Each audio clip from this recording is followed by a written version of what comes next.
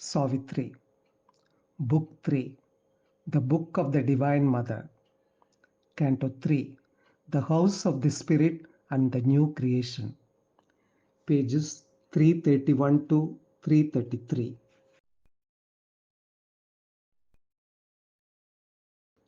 Alien now seemed that dim far universe, self and eternity alone were true. Then memory claimed to him from the striving plains, bringing a cry from once loved cherished things, and to the cry as to its own last call.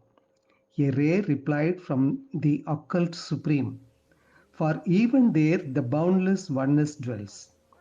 To its own sight unrecognizable, it lived still sunk in its own tenebrous seas, upholding the world's inconscient unity, hidden in matter's insentient multitude, this seed self-sown in the indeterminate, forfeits its glory of divinity, concealing the omnipotence of its force, concealing the omniscience of its soul, an agent of its own transcendent will.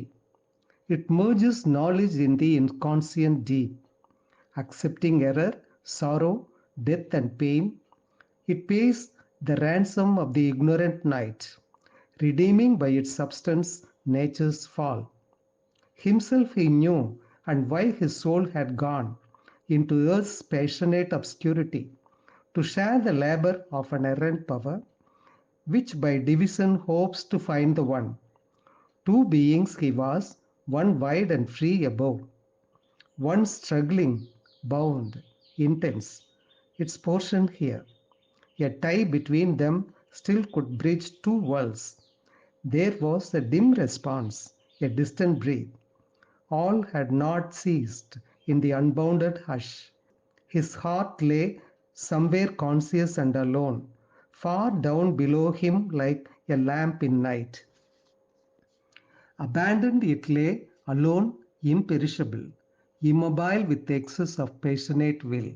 His living, sacrificed and offered, heart absorbed in adoration mystical, turned to its far-off fount of light and love.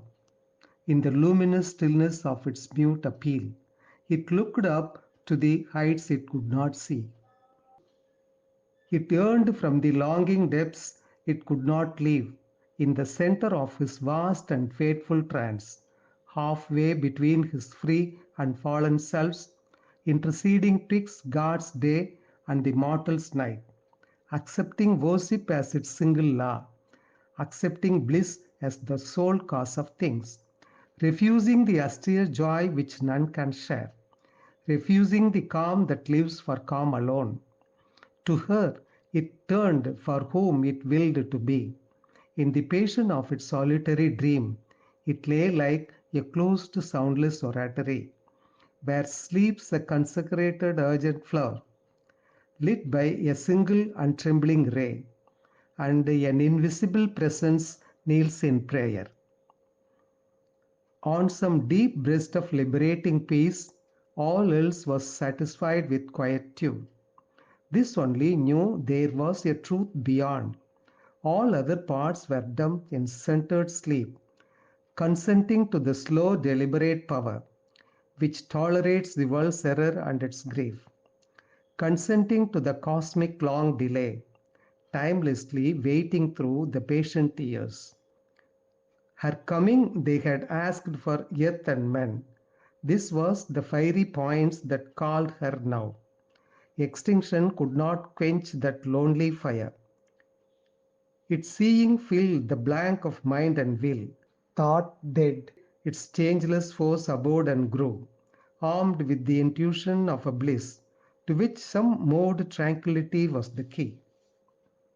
It persevered through life's huge emptiness. Amid the blank denials of the world, it sent its voiceless prayer to the unknown. It listened for the footsteps of its hopes, returning through the wide immensities.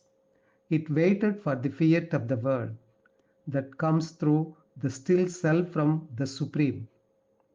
End of Canto 3.